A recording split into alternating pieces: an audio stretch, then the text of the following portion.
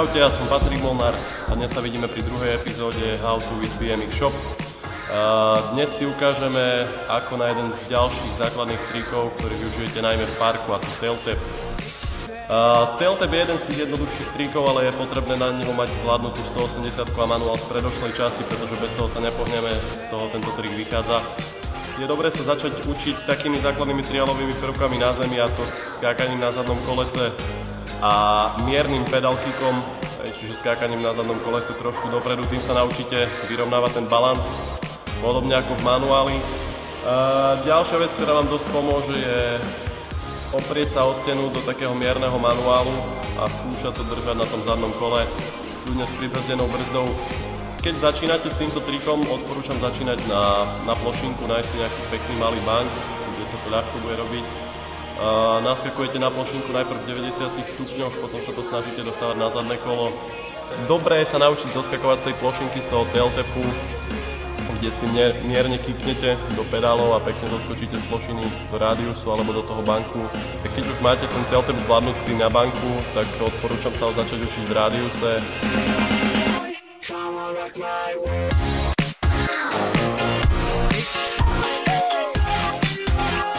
Čiže ten tail tap sa robí spôsobom, že nadchádzate si zhruba nejakých 30 až 45 stupňov. Predné koleso vám odpúšťa hranu, zadné tlačíte do 90 stupňového uhla, udržujete rovnováhu, ten balans, ktorý ste sa doteraz naučili.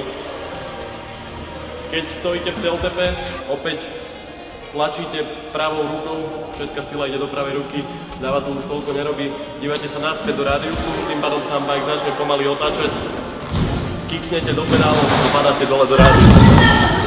Pre ľudí, ktorí jazdia s brzdou, veľmi dobrá pomocka pri naskakovaní do tail tapu, ako vám zadné koleso opustí rádius, stlačí tú brzdu, veľmi to pomáha pri tail tape. Pre ľudí, ktorí jazdia breakless, tak nie je to žiadny problém, akurát pri dopade si treba trošku kiknúť do tých pedálov a udržať to.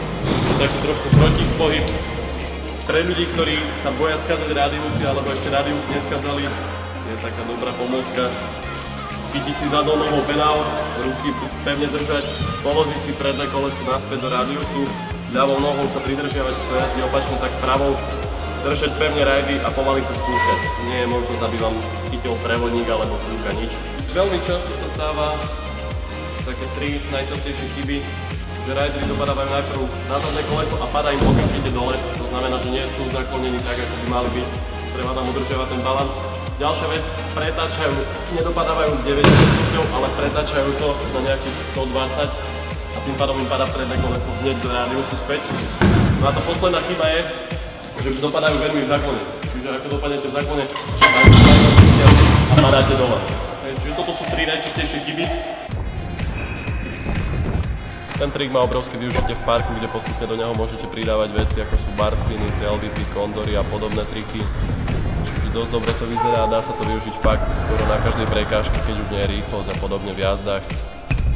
Prajem veľa úspešných tail tapov a vidíme sa pri ďalšej epizóde How to with BMX Shop. Čau!